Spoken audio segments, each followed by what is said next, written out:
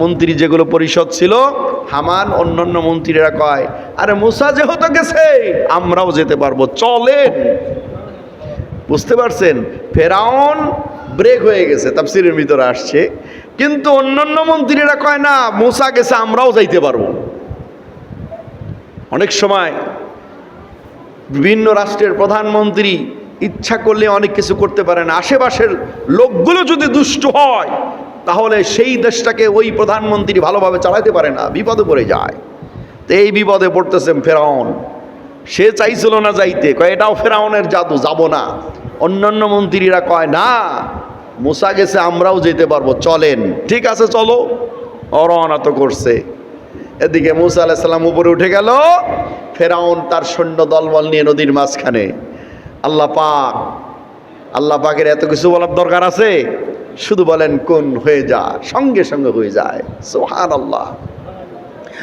আল্লাহ রাব্বুল আলামিন জানায় দিলেন, ইন্নামা আমরুহু ইযা আরাদা শাইআন আন ইয়াকুলা লাহু কুন ফায়াকুন।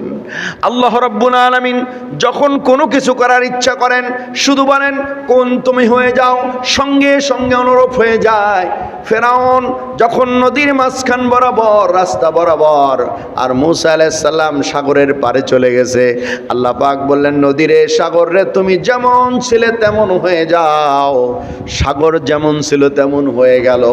সঙ্গে সঙ্গে পানির এমন প্রচণ্ড তাপ, প্রচণ্ড চাপ, এমন চাপ প্রয়োগ করল, ফেরাউনের ওই সময় সবচেয়ে সুপার পাওয়ার সুসজ্জিত বাহিনীগুলো পানির প্রচণ্ড হিটে, পানির চাপে ভেঙে চুরমার হয়ে গেল। ওর ঘোড়া, ওর সৈন্য, ওর বাহিনী সব সলিল সমাধি হয়ে যায়। আর ফেরাউন মিয়া পানির মধ্যে একবার পানিতে ডুবে আবার ওঠে, পানি খাইতে খাইতে পেটটা মোটা হয়ে যায়। আল্লাহ তুমি আমারে বাঁচাও, আমি বাঁচতে চাই, আমি বনি ইসরাইলের নবীর উপরে ঈমান আনতেছি। আল্লাহ কয় যে তুমি হলে চূড়ান্ত দুশ্মন, অসংখ্য শিশুদেরকে হত্যা করেছো, এখন তুমি বলছো ঈমান আনতেছি, তোমার এই ঈমানের কোনো প্রয়োজন নাই।